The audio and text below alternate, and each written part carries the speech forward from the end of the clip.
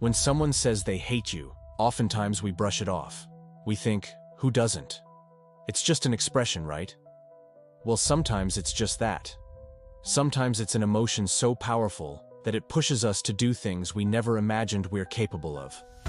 Welcome to Hate and Jealousy, the Maguad siblings. December 10th, 2021. When Crizvlle and Boyboy Maguad's father came home, he found the unthinkable. Their home became a crime scene. Their story stirred outrage, legal debate, and heartbreak. This is Crizvlle and Boyboy.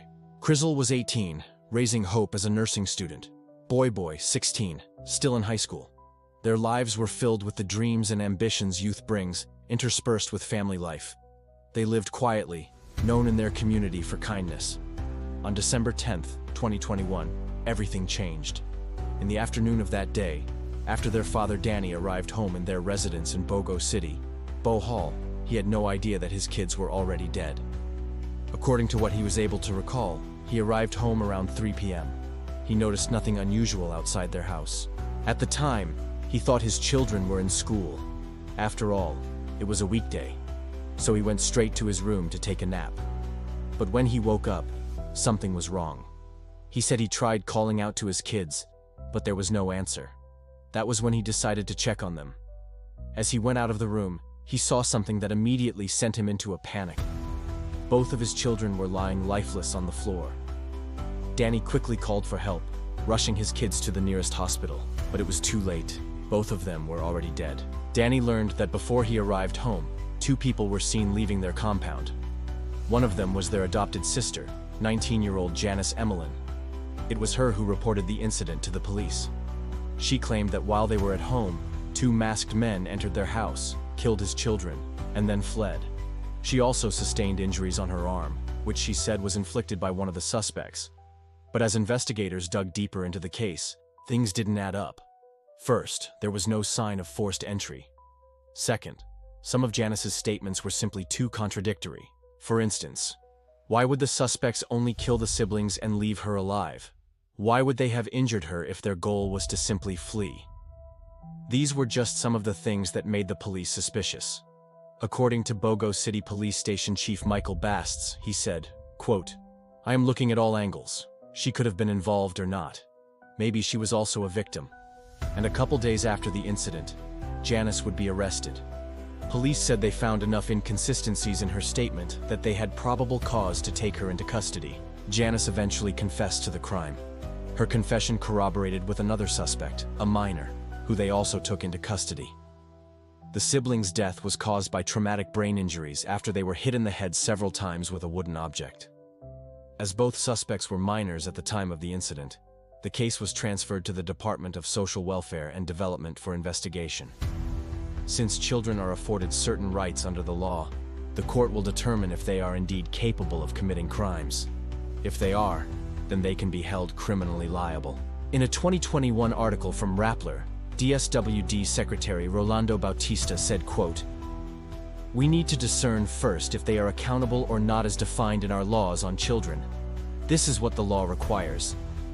So the question then becomes, what is discernment? Under Republic Act 9344, otherwise known as the Juvenile Justice and Welfare Act of 2006, a child who commits a crime may be exempt from criminal liability if they are not capable of discernment, or if they acted without any criminal intent. But if they are capable of discernment and acted with criminal intent, then they shall be dealt with in accordance with the law on criminal procedure. If the child is found to be accountable, the court shall apply the following. A. If the child is 15 years old or younger, the child shall be exempt from criminal liability. However, the court may, depending on the circumstances of the offense committed, impose on the child a penalty ranging from 6 months to 3 years of reformatory care at the discretion of the court. If the child is over 15 years old, but below 18 years old.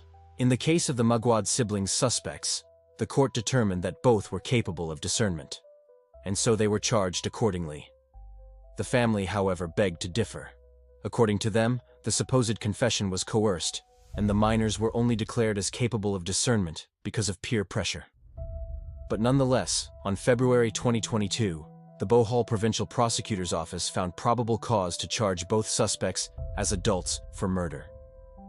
It was only after this that the case was brought to the Regional Trial Court Branch 51.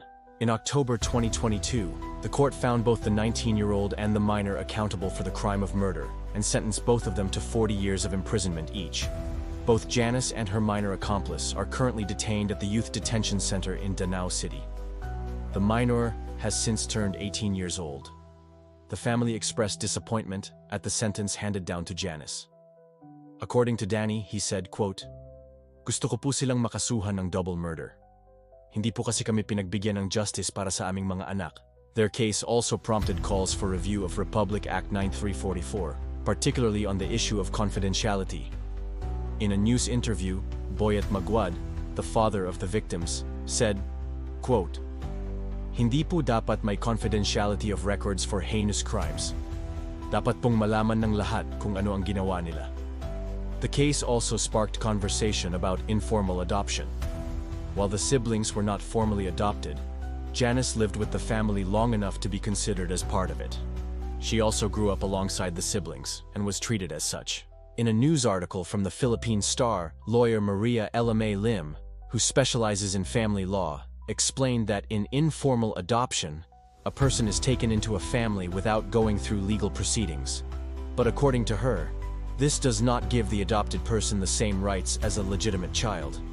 She said, quote, "Even if the person has been accepted and has been living with the family as one of their own for many years already, even if the adopted person has been educated and financially supported by the adopter, and even if the adopted person considers the adopter as his or her parent or parents, the informal adoptive relationship does not grant the former adoptee the rights and privileges of a legitimate child."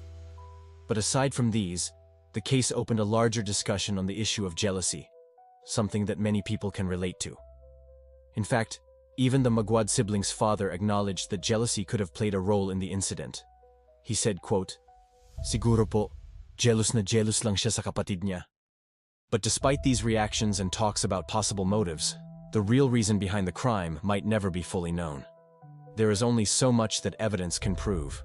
The rest is left to speculation. Some online users pointed to a possible history of bullying. They cited an alleged post from the victim Crizzle, where she said, quote, "Hater block." While it isn't clear who the post was directed to, some people believed it was Janice. Other people theorized that the supposed confession was also false, and that Janice was actually a victim as well. Facebook user Vic Valoria wrote, quote, "There's more to the story than meets the eye. Something's fishy about this story. My guts tell me the girl is also a victim. Let's wait and see the outcome of the investigation." Whatever the real motive was, one thing is certain: jealousy is a dangerous thing. Psychiatrist Dr. John Gartner said, quote, "Jealousy is a basic emotion and one of the most powerful emotions that humans experience. It's very normal to feel a twinge of jealousy from time to time, but when jealousy becomes pathological, it can turn deadly. The case of the Maguad siblings is one of those rare cases where jealousy got the best of someone. It pushed them to do something so unimaginable. Hate and jealousy, they're among the strongest emotions we can ever feel. Oftentimes they're hard to control. Many times they're difficult to understand. But in the end, they're completely avoidable. Take the Maguad siblings case, for instance. Perhaps if there was enough support within the family, the formal adoption was pursued. Or if the minors knew how to channel their jealousy in a healthy way, things could have ended differently. Hate and jealousy, they can come from anyone, even people close to us, especially people close to us. Because at the end of the day, it's the people closest to us who know us best. It's the people closest to us who know our weaknesses. And it's the people closest to us who we should watch out for the most. It's easy to get lost in hate and jealousy. It's easy to let your emotions cloud your judgment. It's easy to forget that every decision we make has consequences. But if we want to live in a better world, we have to stop letting our emotions dictate how we treat other people. The Maguad siblings are gone. Their story is one of grief, but it's also one of reflection. What would justice look like for their family? What would justice look like for you? Comment down below. This has been Hate and Jealousy, the Maguad siblings. If you found this video informative, please like and subscribe. Thank you for watching. Until next time.